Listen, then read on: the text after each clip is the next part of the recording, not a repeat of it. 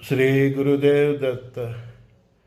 Middle east से बहुत दोस्तों का फ़ोन आ रहा है, दुबई से और उधर से सराउंडिंग सऊदी अरबिया से। जिस तरह की अभी पोजीशन है उसमें ईरान, अमेरिका और इजराइल आर पार के मूड में आ गए हैं।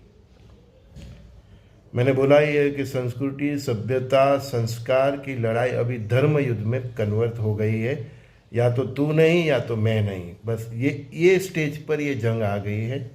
और जो मैंने बोला था कि 13 मार्च के पहले के 5-6 दिन और 13 मार्च के बाद के 5-6 दिन उसकी फ्रीक्वेंसी कम से कम 20-25 मार्च तक इतनी गहरी है कि ये जोन में कुछ भी हो सकता है, अनबिलीवेबल हो सकता है ना। देखो, एक जो एडवांस में चलते हैं उसको बेनिफिट रहता है ना। तो ये समय ऐसा है, अगर यूएई और उसके जो कतर और सऊदी अरबिया ने मिल के ईरान के ऊपर अटैक कर दिया तो उसका रिटेलिएशन इतना खतरनाक आएगा कि दुबई का बुर्ज खलीफा है और इन उसके ऊपर अटैक हो सकता है। पाम बीच पर होते जो मतलब यूएई का मेन कमाने का जो स्रोत है, उसका जो हार्ड है, उसके ऊपर अटैक हो सकता है। और सबसे ज़्यादा उसके बाद की जो फ्रीक्वेंसी है, तो उनके यहाँ पीने के पानी की बहुत दिक्कत है।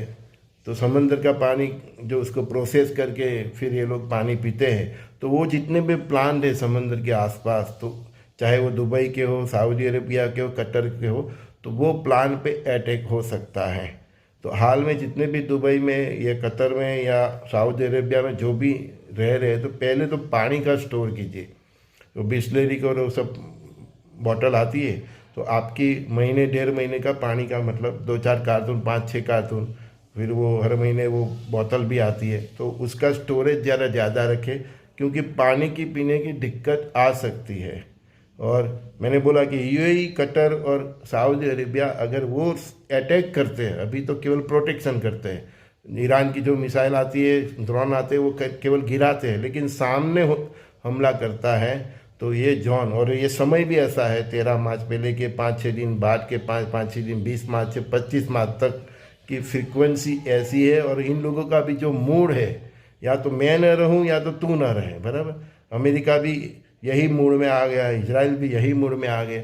अस्तित्व की लड़ाई, मैंने बोला सभ्यता, संस्कार और सोच की जो लड़ाई थी, वो अभी अस्तित्व की लड़ाई पे आ गई है। और ईरान में जो आईआरजीसी है, उसके जितने भी सुप्रीम लीडरों को अभी तक ख़त्म किया है, और उनकी आवाम में, सिया समाज में जितना उनके प्रति प्रेम दिख रहा है, अलग अलग देशों में उसकी रैलियाँ निकल रही है। तो ये यूएई, कतर, सऊदी अरेबिया में भी जो सिया समाज से जो भी है, वो भी रोड पे आ सकते हैं, गवर्नमेंट के विरुद्ध भी जा सकते हैं। तो बहुत कुछ ऐसा होगा। तो ये परिस्थिति में उधर जो भी इंडियंस हैं, चाहे वो दुबई में है, यूएई में है, सऊदी अरेबिया में, कतर में है, अगर आप जॉब करते हैं और उधर से आपको 1 महीने की छुट्टी मिलती है, तो इंडिया आ जाने में मज़ा है। आप इंडियन एजेंसी तो भारत सरकार की जो भी ऑफिस है यूएई, आपके स्टेट में, यूएई में या जहाँ भी, उधर एम्बेसी में जाके आप कांटेक्ट कीजिए कि और उनसे बात समझिए कि आपको सडनली दुबई छोड़ना पड़े, अबू धाबी छोड़ना पड़े, यूएई छोड़ना पड़े, सऊदी अरेबिया छोड़ना पड़े, कतर छोड़ना पड़े, ओमान छोड़ना पड़े, तो आप वो बात कर ले, समझ ले कि क्या प्लान है भारत सरकार के, ठीक है। और आप भी अभी प्लान भी रेडी रखिए, अपना लगेज रेडी रखिए, सडनली आपको निकलना पड़े, अपना एक बैग रखिए रेडी, पासपोर्ट और ये सब जो भी है रेडी रखिए।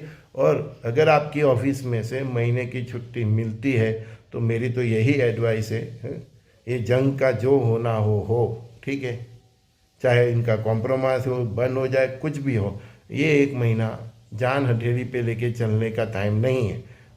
तो 2 अप्रैल तक, है ना, इंडिया आ जाइए, आनंद से रहिए, छुट्टी मनाइए। अगर उधर से आने की व्यवस्था इंडियन एम्बेसी ने अगर की है, तो महीने की छुट्टी लेने में ही मज़ा है, मुझे ऐसा लग रहा है।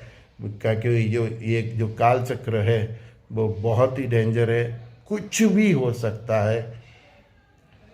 न्यूक्लियर बॉम्ब समकस हमला एक दूसरे पे हो सकता है, वहाँ की प्रजा रोड पे आ सकती है, सिविल वॉर जैसी परिस्थिति हो सकती है, किधर से किसका बॉम्ब गिरा, किधर से किसकी मिसाइल गिरी वो भी पता नहीं लगेगा, ऐसा समय है। तो भगवान करे ना हो, वो बहुत अच्छी बात है, ना हो तो बहुत अच्छी बात है, लेकिन समय की फ्रीक्वेंसी देखो, मैं ये नहीं बता रहा हूँ हाँ कि होगा ही, ये मुझे कहने की परमिशन नहीं है, पर 99% जो काल चक्र है उसकी जो फ्रीक्वेंसी है इतनी खतरनाक है। तो वो फ्रीक्वेंसी की देखते हुए मेरे तो उधर जो भी भाई है, बहन है, माताएं है, उनको यही एडवाइस है कि आपको 1 महीने की छुट्टी मिलती है तो अपने वतन इंडिया आ जाने में ही मज़ा है। उधर कुछ भी हो सकता है, ना हो, कॉम्प्रोमाइज़ हो जाए, एक दूसरे से समाधान हो जाए तो बहुत अच्छी बात है ना। लेकिन आप उधर रह के अभी इंतज़ार नहीं कर सकते कि उधर क्या होने वाला है, क्योंकि जो होगा, जो एक काल चक्र की फ्रीक्वेंसी है 13 मार्च पहले की, उसके बाद की 25 मार्च तक, 20 से 25 मार्च फिर, तो वो फ्रीक्वेंसी में ऐसा हो सकता है कि जिसका किसी ने कल्पना भी ना की हो, समझिए। तो अगर छुट्टी मिल सकती है तो आपको इंडियन एम्बेसी का कांटेक्ट करके कैसे भी करके इंडिया आने का प्लान बना लीजिए, और उधर रहना ही पड़े तो पानी का स्टॉक रखिए, अपने खाने पीना का स्टॉक रखिए, क्योंकि सबसे ज़्यादा दिक्कत पीने के पानी पे आ सकती है। और आपकी यूएई सरकार, सऊदी अरब सरकार जो भी आपको, और इंडियन एम्बेसी जो भी आपको सूचना दे रही है उसके ऊपर ध्यान रखिए, ठीक है। संजय दोस्ती का सभी दोस्तों को बहुत बहुत प्यार, श्री गुरुदेव दत्त। ये समय ही ऐसा है, विश्व का कौन सा नेता कैसा सोचे, क्या कर डाले, उसको भी मालूम नहीं रहेगा।